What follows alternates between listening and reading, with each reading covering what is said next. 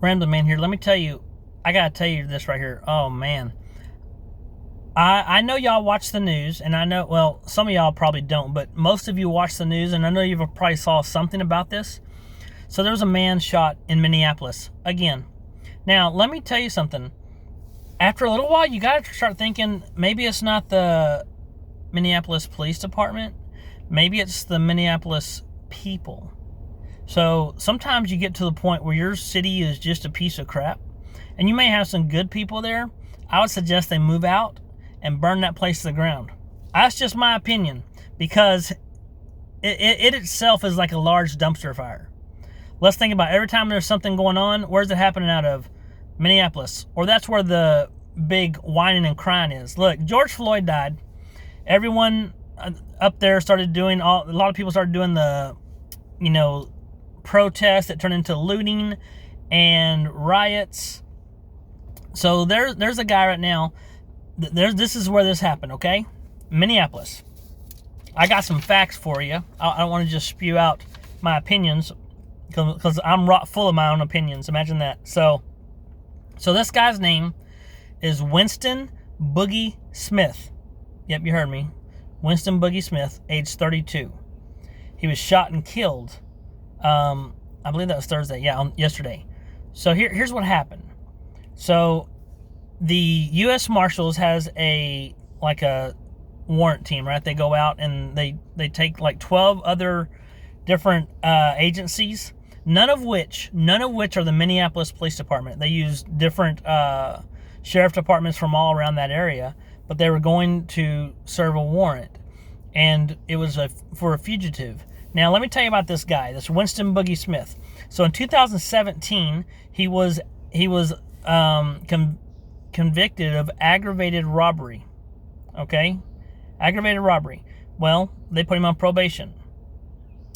And he was on probation, and then sometime in this last year, he was convicted on a felony conviction on a firearm possession charge. So here's how it went down, though. They allowed him to stay out until it's time for his sentencing. His sentencing was supposed to happen on May 19th. He didn't show up. So they put a warrant out for him, for his arrest, for a felony warrant for not appearing in court, correct? Well, it is correct. Well, he shows up they find him at this in a parked car with a female person in the car that was 27 years old. And they were sitting there, and when they came up on the vehicle, he had a firearm in his possession.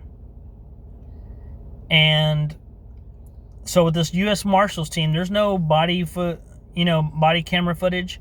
There's no car footage like undercover stuff, right? So when this happens, he pulls out the weapon, and the police officers, or the officers, claimed that they were shot at. They return fire and kill him. The passenger, the 27-year-old, she had some injuries just from glass that she was taken care of, doctored up at the hospital and let go. Now, whenever people were talking about, are we sure that there's shots fired? They did all the forensics and everything and found shell casings inside. He had fired from the inside of the vehicle as well. So that's not even disputed, okay? There were shots fired. He was in felony possession of a firearm, and so he was shot and killed. What happens? Some people gathered up just to find out what's going on. By 6 p.m., everybody had dispersed.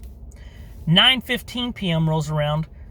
People return, and not just the normal people. No, you have all the pieces of trash. Thugs come in, right? They come in and they tear all the crime scene tape down. They push a dumpster out into the middle of the road, and they light it on fire. During that time, there's a local liquor store that he said during the George Floyd unrest and everything that was going on, he had like $1 million worth of damage to his liquor store. Well, since that time, he's put new security measures in, and he has like bars and everything, but he also has cameras, and he said viewing the tape, he could see them trying to break in to loot his liquor store. But luckily, the cops were on scene pretty fast and everything, and they made 9 different arrests. Everybody else dispersed. So my question for you is this, though. Like I stated at the very beginning, at what point do you realize that maybe it's not anything that's being done wrong by police officers all the time, but it's just that the people are bad people. You have a bunch of pieces of crap. You can find pieces of crap anywhere, but in Minneapolis, they think because of what happened to George Floyd, they feel like they have a right to act a fool. And that's my take on it. My take is, if you want to stop being judged as pieces of trash, then quit acting like pieces of trash. Let's be honest. If you did not act a fool, they wouldn't treat you like a fool. I'm just sick and tired of hearing more and more stuff. And why would anybody riot or protest a person shot by a police officer that was a justified shooting? Because they're looking for any and everything to push towards a police officer or any kind of officer, any law enforcement. They're looking to see the wrong in it and see if they can fight it. They're just looking for a payday. Here's what I suggest. I suggest you stay your ass at home. You go get you a job and work. Do real work and quit worrying about what everyone else is doing. And let me just tell you this, if you don't do crime, you don't have to worry about being shot all the time. You don't. There won't be any interaction with the police that you're so scared of. And if you're not acting a fool and non-compliance, then you won't have to worry about being shot. Those are easy ways just to dodge that. I've never even had an interaction with a police officer where I was on the other end of that. Why? Because I don't do stupid crap. I may find myself in a stupid situation one day, because who knows, people are people. But I've never been on the other end of that. And I just tell you, like, if you don't want to, I have a hard time thinking, like, to myself, how can I get in trouble? Some people can't stay out of trouble. And it's why? Because they make bad decisions. So this is from Minneapolis. Quit making freaking bad decisions. It looks bad for everybody. Idiots.